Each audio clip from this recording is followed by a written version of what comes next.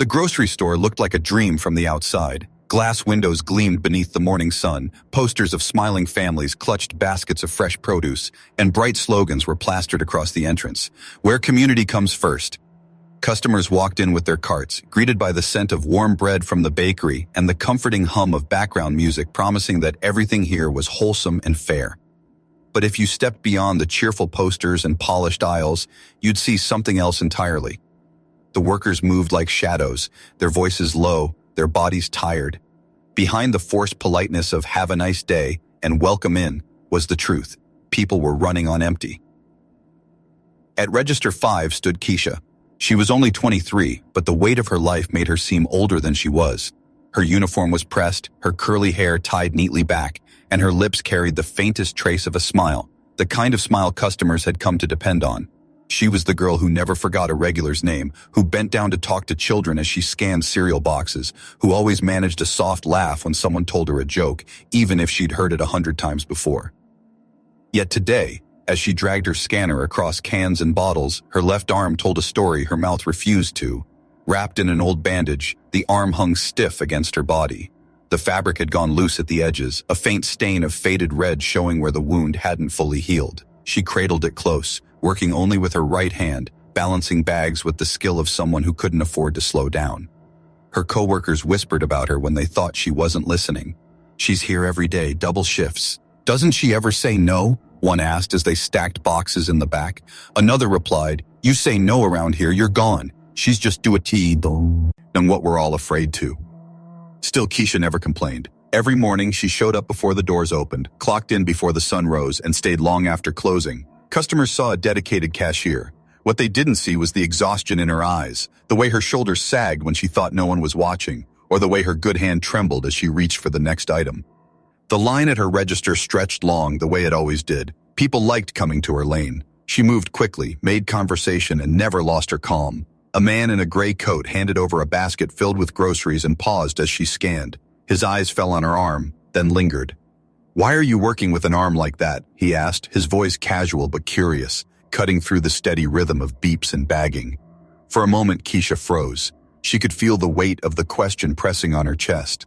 She wanted to say she didn't have a choice, that rent didn't wait, that her little boy needed food, that if she stopped, she'd be replaced in a heartbeat. But the truth would only open doors she wasn't ready to walk through. So she smiled. It was the same smile she gave every customer, soft and steady, like everything was fine. "It's nothing," she said lightly, shifting the basket with her good hand. "Just a little accident." But inside, as she forced that smile, her heart sank. The pain in her arm pulsed like a reminder of everything she was carrying, of how close she was to breaking, of how invisible she felt in a place that used her but never saw her. The man nodded and said no more. The line moved forward. Beep, bag, beep, bag. Keisha kept working, but the question hung in the air long after he left. Because the truth was, everyone noticed her smile, but almost no one noticed her pain. The morning shift had barely begun when the new stock clerk arrived. He was dressed plainly, khaki pants, a polo shirt a shade too bright, and a name tag that read Dave. He looked like any other trainee, slightly awkward, a little too polished, fumbling with the apron strings as if he'd never tied one before. Nobody paid much attention. New hires came and went all the time. But Davis was not just another new hire. He was the CEO of the entire chain, a man used to glass towers and boardrooms, not crates of milk and grocery carts. For months, the board had pressed him to film an undercover experience for the company's image, something to prove he cared about the ground-level workers. He had agreed, reluctantly, but with his own secret motives. Somewhere deep inside, he wondered if the company he built from profit margins and quarterly reports had lost its heart.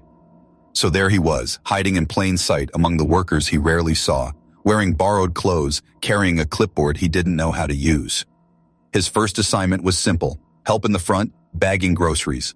He shuffled toward the registers, trying to mimic the clumsy eagerness of a trainee, and that was when he saw her. Register 5. The young black woman working the scanner didn't just move fast, she moved with a grace that seemed at odds with the weight she carried. Her left arm hung awkwardly, wrapped in a fading bandage. With her right hand, she worked the scanner, the bags, the cash drawer. Customers smiled at her, kids leaned toward her, and she gave back warmth as if she had endless reserves.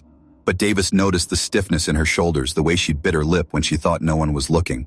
He stepped closer, easing behind the counter to help bag.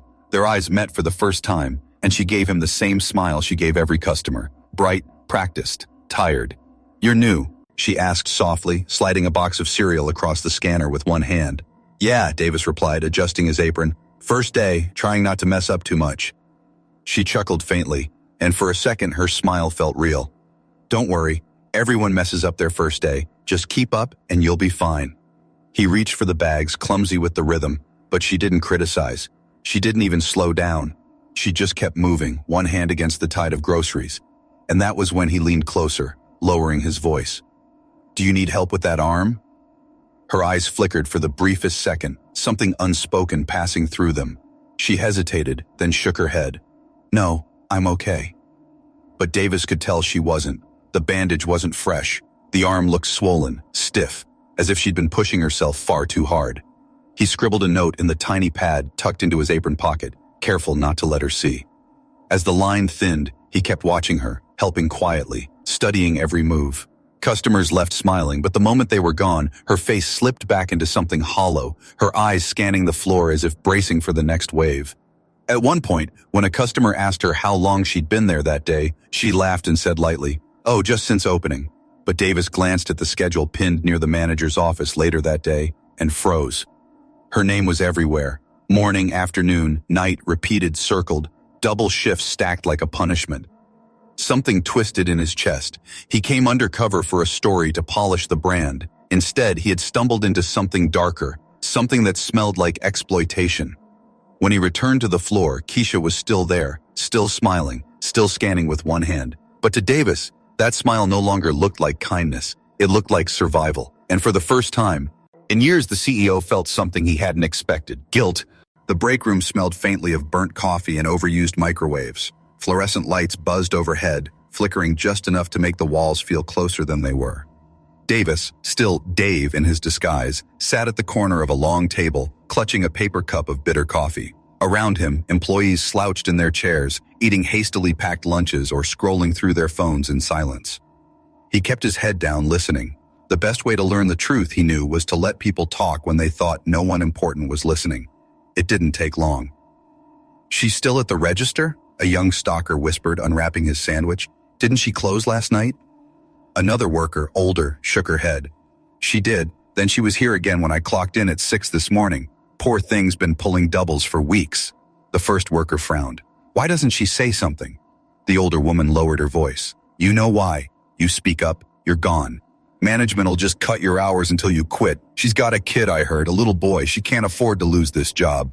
Davis's hand tightened around the cup. He forced himself to stay casual, to sip slowly, but every word stung. He wanted to interrupt, to demand names, to stop the injustice right then and there. But the disguise mattered. If he blew it now, he'd lose the chance to see the truth with his own eyes. Later that afternoon, while stacking boxes near the storage room, Davis noticed Keisha slip into a corner with her phone. She leaned against the wall, her body sagging like she'd been holding herself up too long. The screen lit her face, softening the exhaustion in her eyes. "Hi, baby," she whispered. Her voice changed, gentle, warm, a tone that could only belong to a mother. On the screen, a small boy grinned with missing teeth, waving. "Mommy, look, I drew you something." He held up a piece of paper filled with messy crayon lines. Keisha's smile cracked into something real for the first time all day. "That's beautiful, sweetheart. Mommy loves it." "Are you coming home soon?" he asked. There was a pause.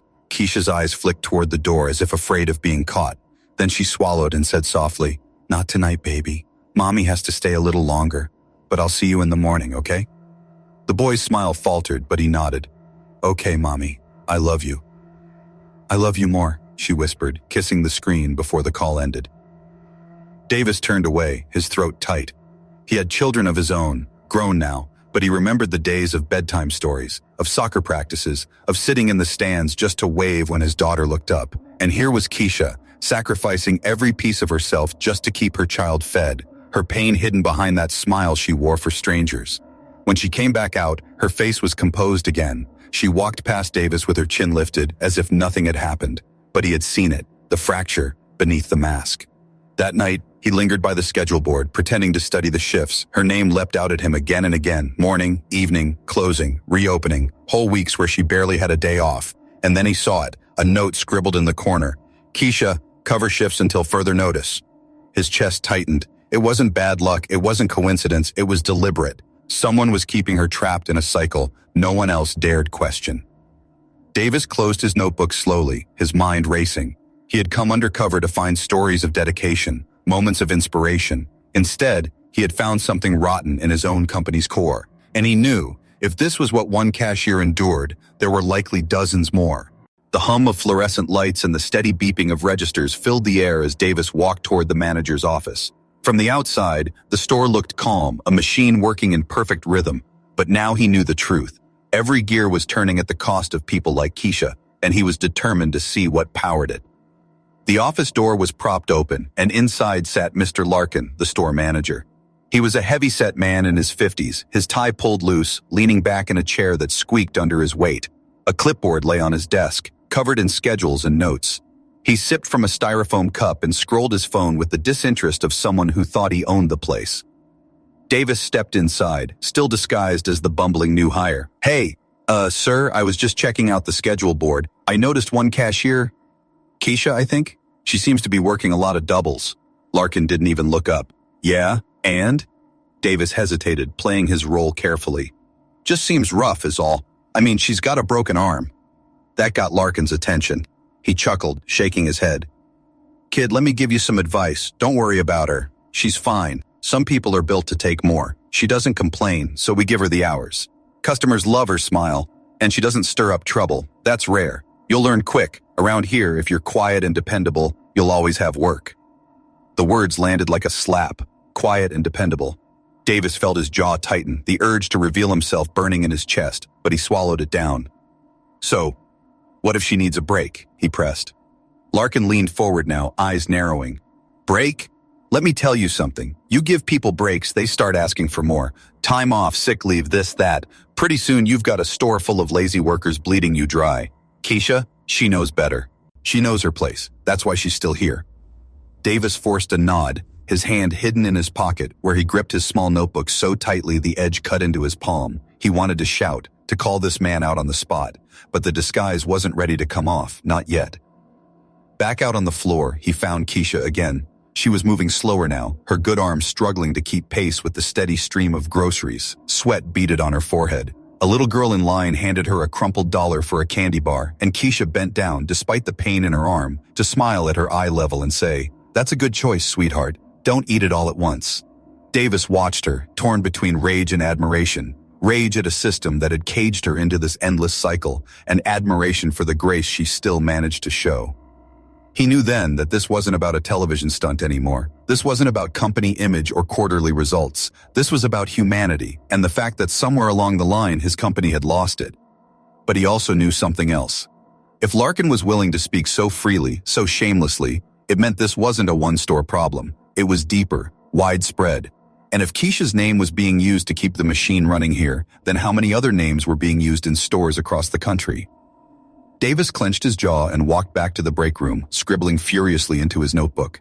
He was no longer just gathering observations. He was building a case. Because one thing was certain, Keisha wasn't just an overworked cashier. She was the evidence he needed to expose the truth. The storm rolled in just as the evening shift began. Rain lashed against the wide glass windows of the store, streaks of water blurring the neon open sign that buzzed faintly in the dark. Customers hurried inside, dripping umbrellas and wet shoes trailing across the tiles, carts rattling louder than usual in the sudden rush. By 7 o'clock, the place was short-staffed. 2 baggers had called out, 1 stock clerk disappeared early, and the manager was nowhere to be seen. The registers were lined with impatient customers, carts stacked high, and only a handful of cashiers working. At the very center of the storm, Register 5, stood Keisha. Her broken arm was wrapped tighter tonight, but the bandage looked damp, as if the rain had soaked through. She moved slower now, her right hand struggling to keep up with the endless beep of the scanner. Sweat glistened at her temple, strands of hair sticking to her forehead, but she never let the smile slip. Every "hello, how are you" came out steady, every "have a good night" delivered with the same practiced warmth. Davis, still Dave, hovered nearby, bagging groceries for her lane. He saw what the customers didn't. Her hand trembled when she lifted heavy milk cartons. Her breath hitched each time she reached too far across the belt. The color drained from her face little by little, until he wasn't sure how she was still standing. A woman in line frowned at her bandaged arm. Honey, should you even be working like that? Keisha gave the same smile she always did, though her voice came out faint. I'm fine, ma'am. Don't worry about me. But Davis worried. He worried as her knees seemed to buckle slightly. He worried as her scanning slowed, each beep taking longer. He worried when her lips pressed tight, as if she were swallowing back more than just pain. Then it happened. A bag of flour slipped from her hand, bursting across the counter in a puff of white. Keisha gasped, stumbled back, and then her body swayed like a tree in the wind. Before anyone could react, she collapsed against the counter, groceries clattering to the floor, coins spilling from the register drawer she hadn't fully closed. The crowd froze. Gasps rippled down the line.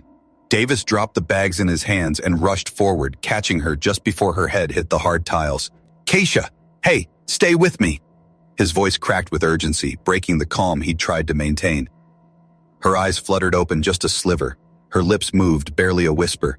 Please, don't fire me. I need this job. Davis's throat tightened. He looked down at her, this young woman carrying the weight of 2 lives on her shoulders, and felt a surge of guilt so sharp it almost knocked the breath from his lungs. He wasn't just looking at an exhausted cashier. He was looking at someone his company had failed. The manager finally stormed over, annoyed more than alarmed. What's going on here? She fainted again? Damn it, she's going to back up the whole line.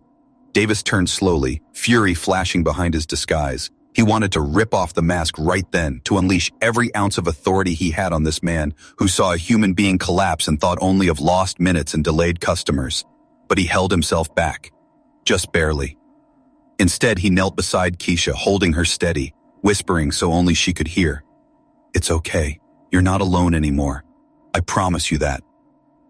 Her eyes closed, her body limp in his arms, and Davis knew the moment he had been waiting for was over. The undercover experiment had revealed more than ratings fodder. It had ripped the mask off his company. And now, for Keisha, for every worker like her, he would not stay silent much longer. The next morning, the air inside the store felt heavier than the storm that had pounded the windows the night before. Employees shuffled into the break room, confused by a hastily posted notice. Mandatory meeting, 9 o'clock a.m. No one knew why. They only knew the tone was urgent.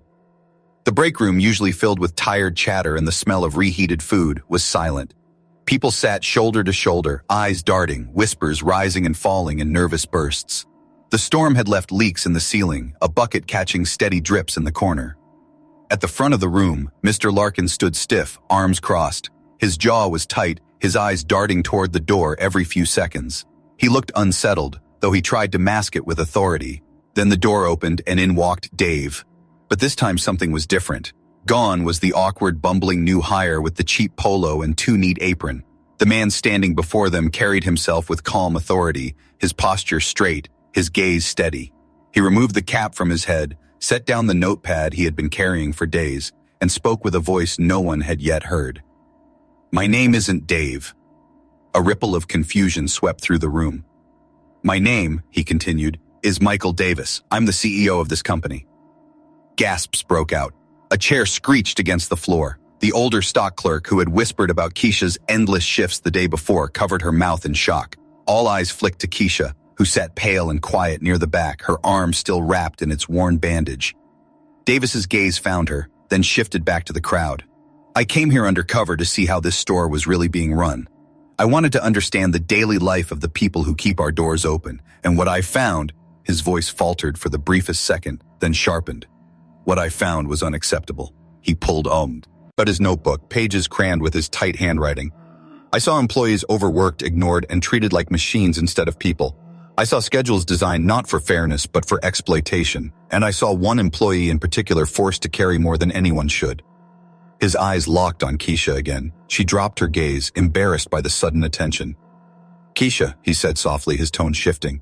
You've worked double shifts with a broken arm. You've smiled through pain and exhaustion because you believed this company and your son's future depended on it. And instead of supporting you, this management left you alone. That is not who we are supposed to be. That ends today. Larkin's face reddened. He stepped forward. Sir, with respect, she never complained. Davis's head snapped toward him, voice rising. She shouldn't have to complain. Compassion isn't earned through begging. It's the minimum standard of leadership. The room went silent. Every worker stared at Larkin, then at Davis, as if watching a verdict being passed. Davis straightened, his voice firm. Effective immediately, Mr. Larkin is relieved of his position as store manager. Corporate will be launching a full investigation into his practices and into the culture of this location, and changes will be made, starting today. Gasps turned into murmurs, then murmurs into hushed excitement. For the first time, the workers looked at each other not with resignation, but with something they hadn't felt in years: hope. Davis turned back to Keisha, his voice gentle now. You should never have been invisible.